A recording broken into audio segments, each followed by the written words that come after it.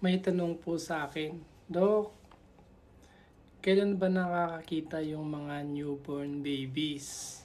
Yun.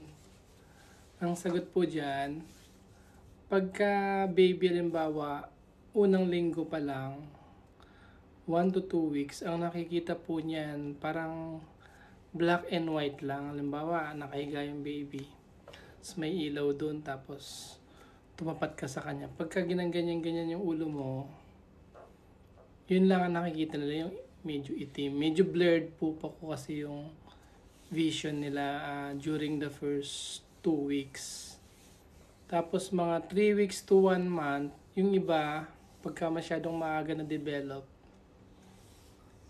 yung sa cornea, retina, pupils, kanyan,